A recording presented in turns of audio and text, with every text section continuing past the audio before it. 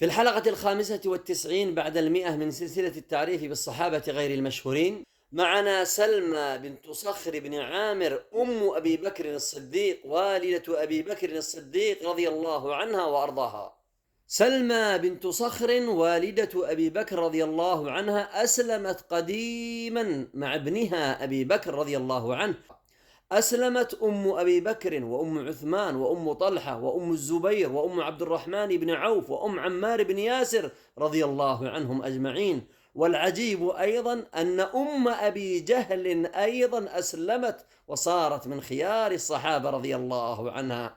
أين هي وأين ابنها؟ وستأتي معنا سيرتها إن شاء الله تعالى.